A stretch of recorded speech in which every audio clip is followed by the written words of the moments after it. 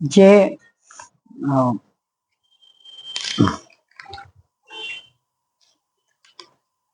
ते आपले स्वरूपच नाही असं सांगितलं.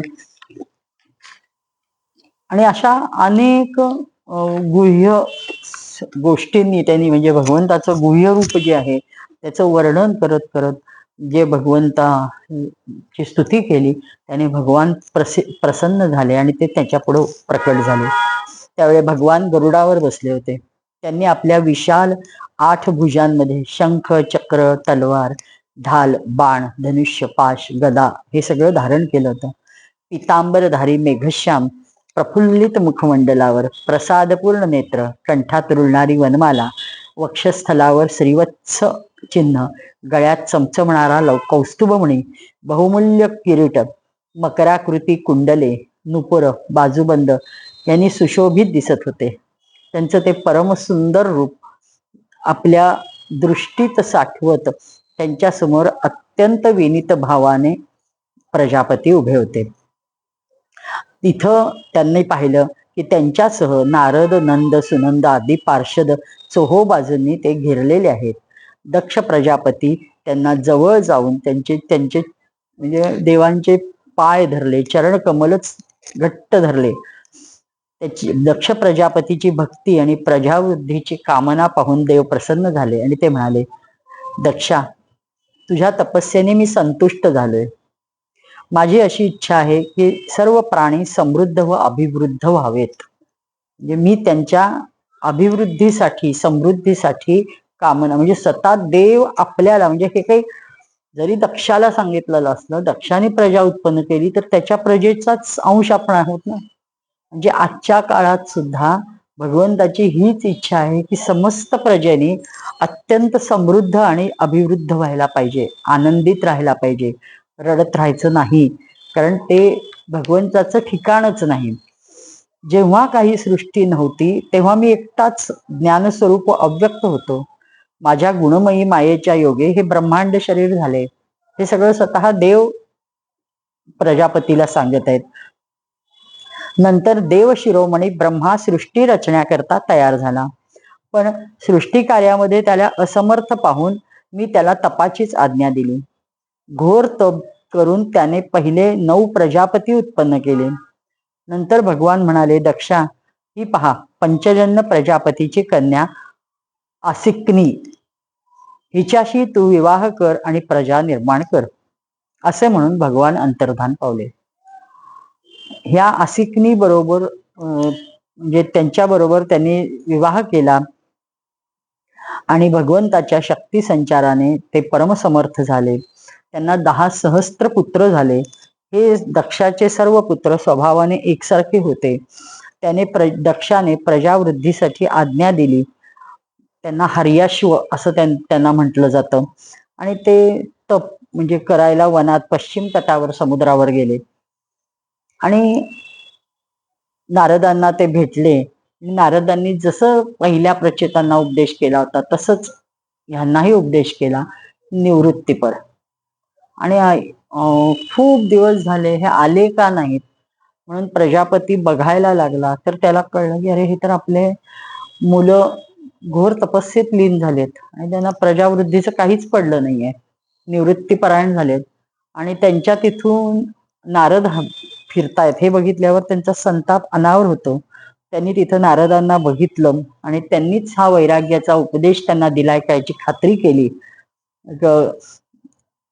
त्यांना कर्मापासून निवृत्त होऊन मोक्ष मार्गाचे पथिक बनण्यास तुम्हीच सांगितले ना, असं विचारलं.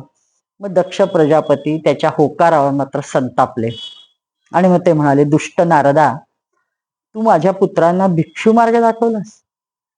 अरे, ब्रह्मचर्याने देवऋण, पितृऋण आणि ऋषी ऋण फिटेल का? ह्या ऋणांना फेडायसाठी तरी गृहस्थाश्रम स्वीकारायला नको का? वैराग्याने विषयासक्तीचे बंधन सुटते असं तुला वाटतं का? विषयाच्या कटुतेचा अनुभव घेतल्याशिवाय आतून खोल वैराग्य माणसाला येत नाही.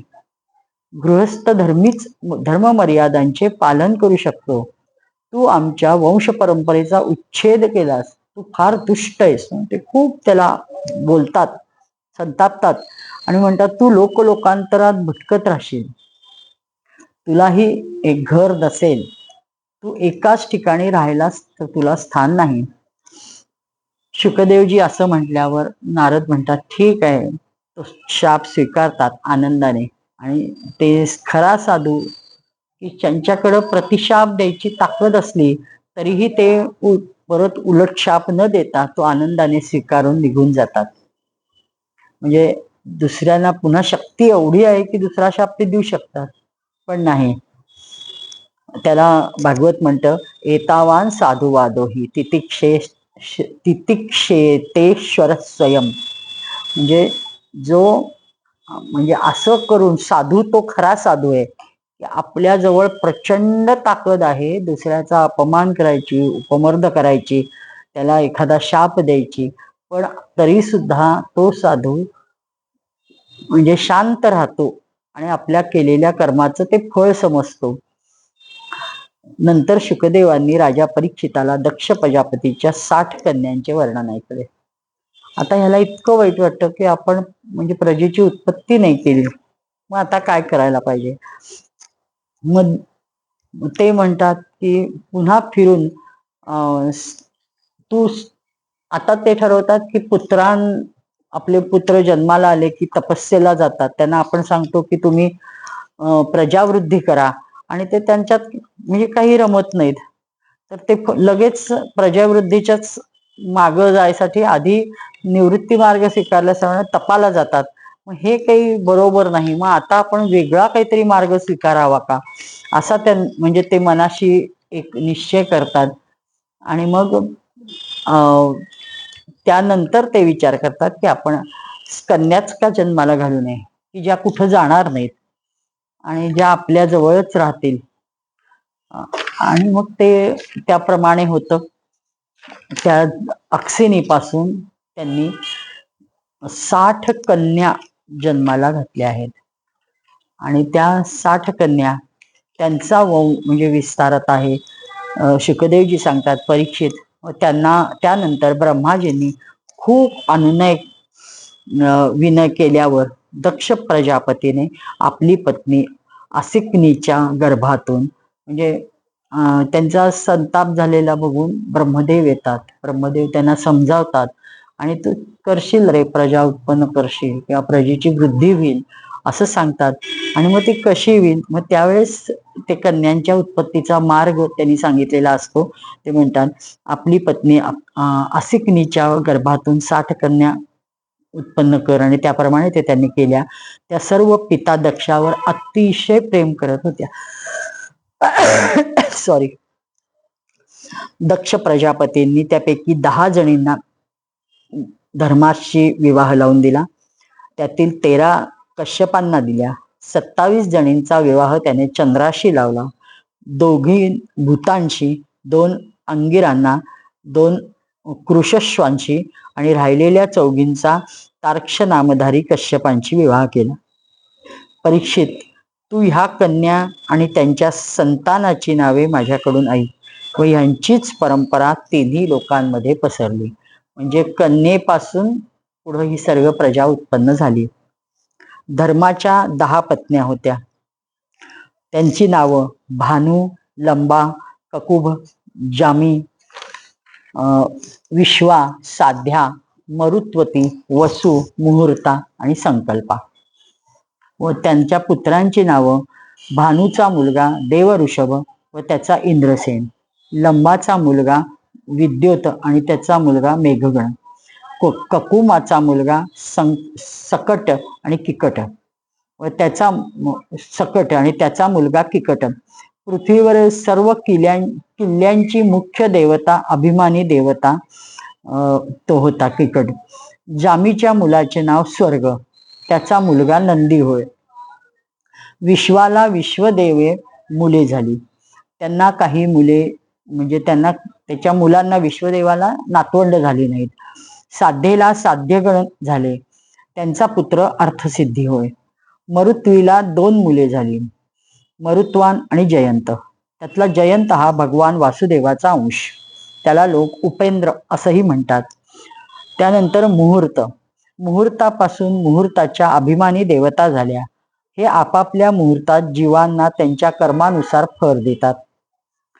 संकल्पा ही धाकटी कन्या, त्या संकल्पा म्हणजे तिचा मुलगा संकल्प आणि तेच त्याचे नाव संकल्प निर्माण करणे. वसूची 8 मुले वसूत झाली. अशी ही माझ्याकडून ही त्यांची नावे आहेत. द्रोण, प्राण, ध्रुव, अर्क, अग्नी, दोष, वसू आणि विभावसू.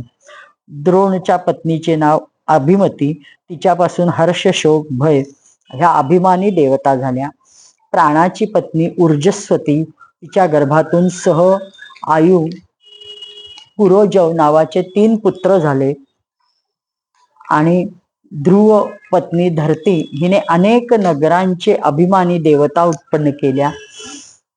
अर्काची पत्नी वासनेपासून तृष्णा आदी पुत्र झाले. अग्नी नावाच्या वसुपत्नीस धारेच्या गर्भातून प्रवीणक वगैरे पुत्र झाले. कृतिका पुत्र स्कंद पण अग्नीपासून उत्पन्न झाले. त्यापासून विशाख आदींचा जन्म झाला. दोषपत्नी शर्वरीच्या गर्भातून शिशुमार जन्मला, तो भगवंताचा कला अवतार होय. वसुपत्नी अंगिरेपासून शिल्पकलेचे अधिपती विश्वकर्म्याची निर्मिती झाली. विश्वकर्म्यांना त्यांची पत्नी कृतीच्या गर्भातून चाक्षुष मनु झाले. त्यांची मुले विश्वदेव म्हणून साध्यगण होय. विभावसूची पत्नी उषेला 3 मुलं झाली, व्युष्ट, रोचिष आणि आतप. त्यापैकी आतपाला दिवस नावाचा मुलगा झाला. त्यामुळे सर्व जीव आपापल्या कामाला चिकटून राहतात. भूताची पत्नी दक्षनंदिनी स्वरूपाने कोटी कोटी रुद्रगण उत्पन्न केले. यात रैवत, अज, भव, भीम, नाम, उग्र, वृषाकाप, अजैतपाद, बहुरूप, महान असे आहिर्बुध्य हे 11 मुख्य आहेत. व भूताची दुसरी पत्नी भूतापासूनच भयंकर भूत आणि विनायक आदींचा जन्म झाला. हे सर्व 11व्या महान प्रधान रुद्राचे पार्षद आहेत. अंगिरा प्रजापतींची प्रथम पत्नी स्वधाने पितृगणास उत्पन्न केले. दुसरी पत्नी सतीने अथर्वांगिरसांना निर्माण केले व अथर्वांगिरस नावाच्या वेदांनाच मुलाच्या रूपात स्वीकारले. कृशाश्वाची पत्नी अर्चीपासून धूम्रकेशाचा जन्म झाला. धिषणापासून 4 मुले झाली. वेद, शिरा, देवल व युनमनु. तार्क्ष नामधारी कश्यपाला 4 स्त्रिया होत्या. विनता, कद्रू, पतंगी, यामिनी. पतंगीपासून पक्ष्यांचा जन्म झाला. यामिनीपासून सलमानचा जन्म झाला. विनिताचे पुत्र गरुड हे पण भगवान विष्णूचे वाहन. विनिताचे दुसरे पुत्र अरुण हे भगवान सूर्यनारायणांचे सारथी झाले. कद्रूपासून मात्र अनेक नाग उत्पन्न झाले. परीक्षित, कृत्तिक आदी 27 नक्षत्राभिमानी नंदिनी देव्या ह्या चंद्राच्या पत्न्या होत्या. पण दक्षाच्या लक्षात आले की त्याचे प्रेम मात्र फक्त रोहिणीवर आहे.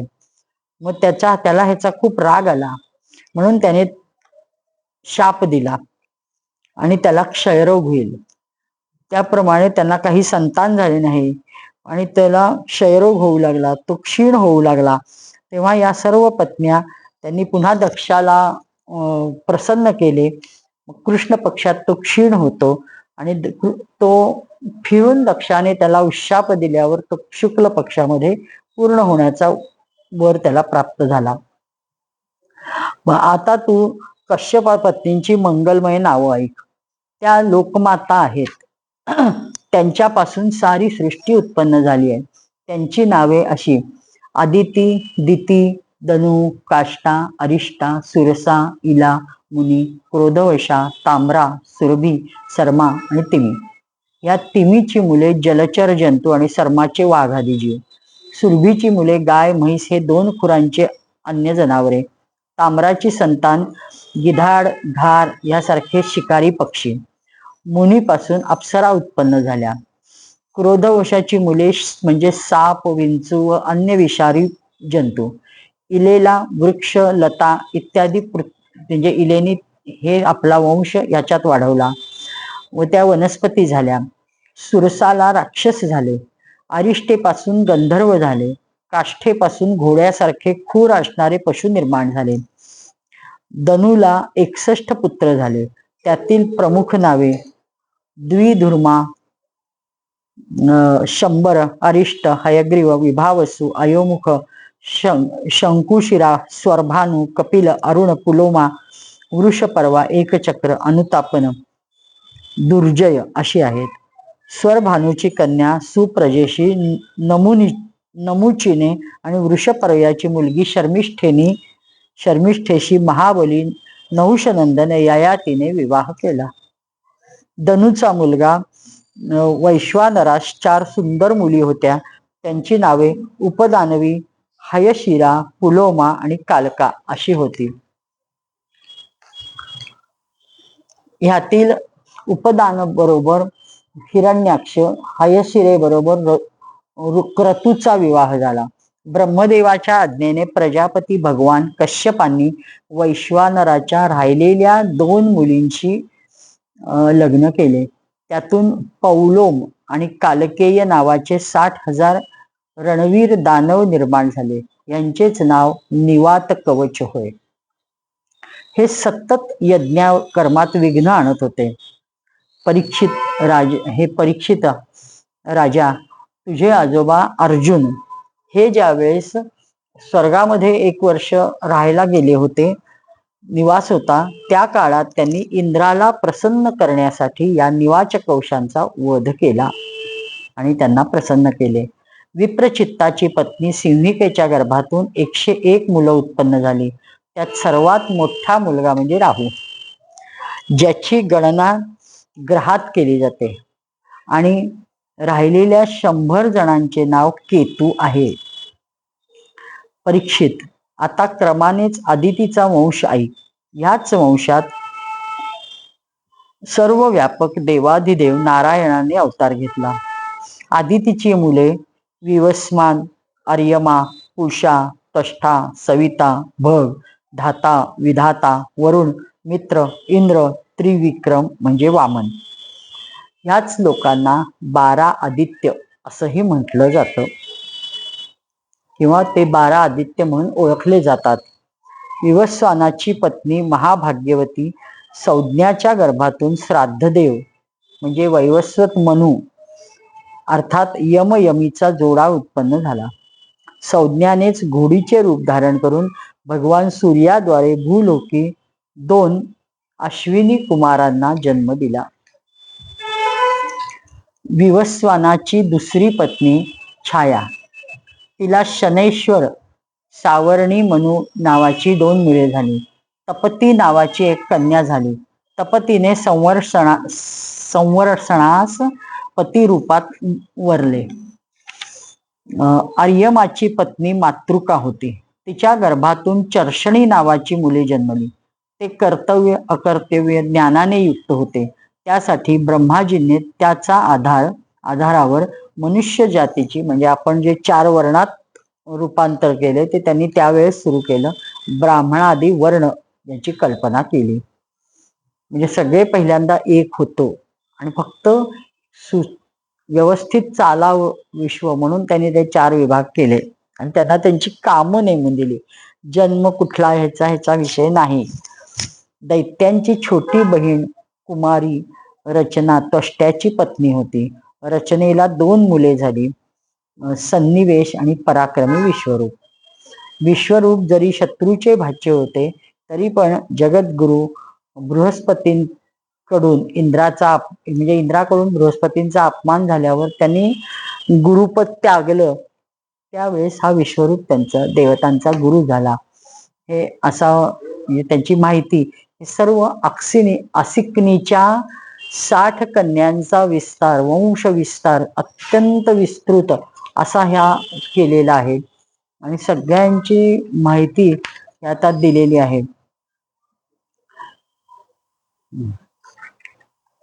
ही नावं आपण म्हणजे परत रोजच्या व्यवहारात इतर ठिकाणी ऐकतो. त्यांचं आपल्याला म्हणजे ते पुन्हा एक काहीतरी सिम्बॉलिक लाक्षणिक अशा स्वरूपाचं हे सर्व वाटतं. हे नक्की खरं आहे. ओम नमो नारायणाय पुरुषाय महात्मने विशुद्ध सत्वधिष्णाय महाहंसाय धीमहि. म्हणजे नारायण प्रजापती म्हणतात की नारायणाला प्रसन्न करण्यासाठी या मंत्राचा जर जप केला तर हंस गुह्य जे त्यांनी स्तोत्र केले त्यातला हा मंत्र तुमच्या सर्व प्रजेचा म्हणजे ते काय म्हणतात संरक्षण देतील आणि तुम्हाला सदैव सुरक्षित ठेवतील असं आहे. म्हणून त्यांनी तो मंत्र विशेषतः सांगितला. आणि ते खरं तर नारायण निघून गेले हा खूप सुरुवातीलाच ज्यावेळेस त्यांनी पर्वतावर विंध्याचल पर्वतावर जाऊन तप केलं त्यावेळी म्हटलेला हा मंत्र आहे. पण आपण लक्षात ठेवायला काय बिघडत आहे की ओम नमो नारायण पुरुषाय महात्मने विशुद्ध सत्वधिष्णाय महाहंसाय धीमहि. अत्यंत सोपा आणि सहज लक्षात राहील असा तो मंत्र हा त्यांनी त्याचे स्तोत्र जो म्हटला होता तो आपण सर्व प्रजेनी म्हणावा आणि स्वतःला सुरक्षित करावं असं सांगितलंय. त्या निमित्ताने मुखात भगवंताचं नारायणाचं नाव येईल असं त्यांचा म्हणजे त्यांनी सांगितलंय. त्यासाठी एकूणच आजचा हा भाग खूप छोटा होता. दक्ष प्रजापतीच्या घरात हरियाश्व शंभलाश्व आदी बालकांचा जन्म झाला. पण एकूण म्हणजे आपण आता काय आज पाहिलं ते नारदांनी सगळ्यांना संन्यास दीक्षा दिल्याने तो दुःखी झाला आणि मग ब्रह्मदेवानी आश्वासत करून 60 कन्या दिल्या आणि त्यांचा सगळा वंशविस्तार आपण पाहिला. आणि एकूणच म्हणजे आदितीला 12 अपत्य झाली आणि हे सगळं वर्णन आपण विस्ताराने आता पाहिलं. आजचा हा सर्व भाग 31व्या दिवसाचा. श्रीकृष्णार्पणमस्तु. जय हो जय श्री भागवता आरती करू तुझ भगवंता. श्री शुक मुनीने परम भक्तीने नाना परीने गायले ज्या हरिचरिता आरती करू तुझ भगवंता. अपार महिमा ग्रंथाचा वदवे ना कोणासाचा. प्राणची कीर्तनकारांचा मेवा कविवर संतांचा. जणू बोधाचा स्वयंप्रभेचा द्वादश कळीचा रवी अंतरीचा तमहरता आरती करू तुझ भगवंता. ग्रंथ नवे हा श्रीकृष्ण गीते वेधी मन पूर्ण. अनन्य होता या शरण खचित टळे जन्म मरण. त्रिताप जाती चिरये शांती नाथ हि वदती रामपदी ठेवू माता. आरती करू तुझ भगवंता. जय हो जय श्री भागवता आरती करू तुझ भगवंता.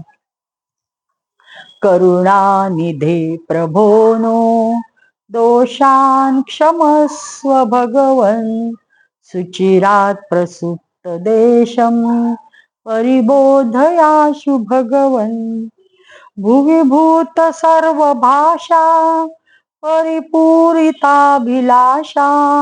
श्वसितीव देव भाषा तां पालयस्व भगवन्. आसीत् कदाचिदेषा वाणी विशुद्ध वेषा. अधुना लवावशेषा तामाश्रयस्व भगवन्. देशे स्वतंत्रतायाः प्राचीन सभ्यतायाः समयं समर्गतायां पुनरानयस्व भगवन्. करुणानिधे प्रभोनो दोषान् क्षमस्व भगवन्. सुचिरा प्रसुप्त देशं परिबोधयाशु भगवन्. गोपाल कृष्ण भगवान की जय. देवदेवेश्वर भगवान परशुराम की जय. परम सद्गुरु श्री गजानन महाराज की जय.